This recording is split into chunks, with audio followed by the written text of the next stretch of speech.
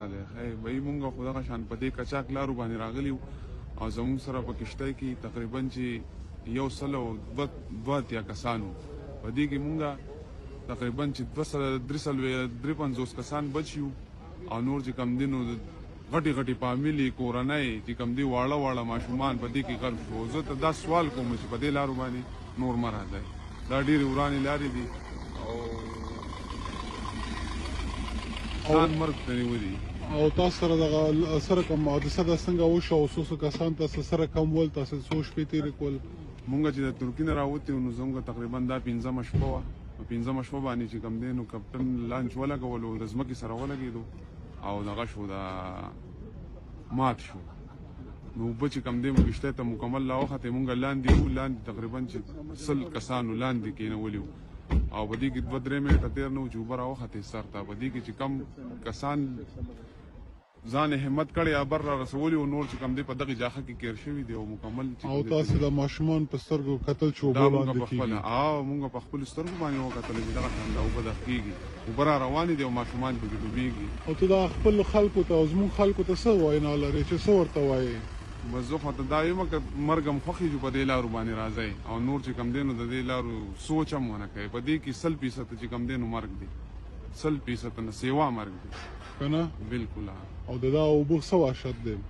ډېر ښه، که نه؟ ډېر زیات، ډېر تاسو د زما د دوستانو کورنۍ سره اورجنه وخت هم تېر کړه؟ 15 ورځې مې د هغوی سره تېر کړې. عثمان هلک سره بله وړه ماشومه وه، دغه شان په دې لاس کې لوبولي وو او زموږ سره به د مور دل سره به دومره نه و ناست چې مونږ سره به ناست، مونږ سره یو ځای ډوډۍ یو ځای څښاک دا 15 ورځې او نور خلک هم او نور خلک ته هم دغه شان فیملیانې وې.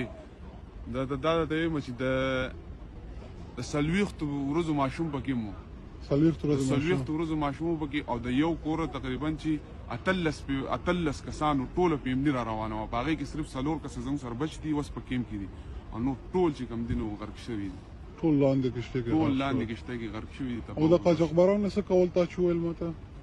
تا چې د قاچاقبرانو کشتۍ وهلو؟ دا قاچاقبران چې څنګه کشتۍ ولګېده یو پیره نو دوی بیا وروسته کوله او مخکې کوله، خو لاندې لګېدلې وه. دوی چې یو پیره مخکې کړه وروسته کړه نو کشتۍ ماته شو، एकदम اوبه راوختې.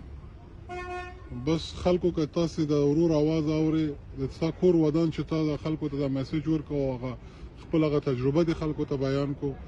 ګوره تاسو ټولو ته زه دا پیغام د لېږمه چې ورونو هغه خپل غریبي خپل تنګلاسي قبول کړي او دا مرګ چې کوم ډېر ذلت مرګ دی که نه؟ ډېر د ذلت مرګ دی، ډېر زیات.